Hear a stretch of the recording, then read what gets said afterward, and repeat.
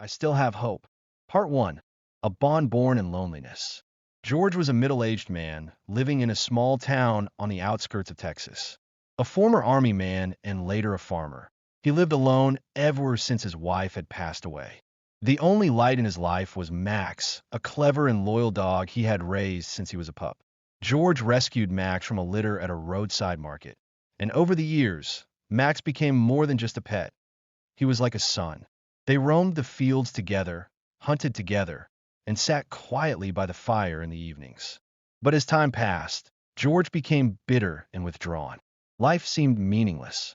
Even though Max had once saved him by pulling him away from a falling hay cart, George's trust in others, and even his own dog, began to fade. Part 2. Driven out into the fields. One day, George was overwhelmed by a sense of hopelessness. He looked at Max and muttered, "You've gotten old and slow. You're not good for anything anymore." With a heavy heart and clouded mind, he made a decision. He loaded Max into his truck and drove 20 kilometers out into the open fields, far from town. There, without saying goodbye, he left him. Max chased the truck, barking desperately, but George didn't stop. He returned home in silence. Though his heart felt heavy, his pride kept him from going back. Max, abandoned in the wilderness, wandered aimlessly. Hungry and tired, he stayed hidden from the passing cars, but in his mind, only one thought echoed. I must return to George. Part 3. The Child Saved. 2 weeks later, George's son, Andrew, came to visit from the city. George decided to drive him back in the evening, despite storm clouds forming in the distance. The roads were slippery. Their truck skidded and crashed into a ditch. George was knocked unconscious, and Andrew was swept away by the rising floodwater, screaming for help. Max, who had been wandering nearby, heard the cries. He raced through the storm, followed the scent, and spotted the boy.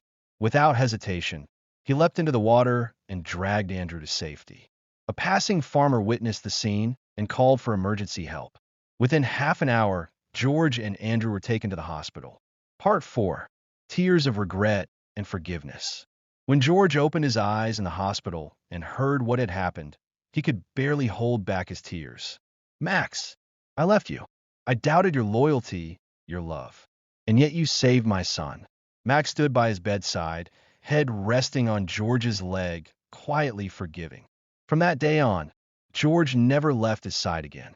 Max wasn't just a dog, he was family. Part 5. Life Moves Forward. George and Andrew built a new farm together. Max became the heart and soul of the property. Not just a guard dog, but a symbol of second chances. Local children visited just to play with him. Elderly neighbors said, "That dog understands more than most people." Life had changed. George, once bitter, found peace.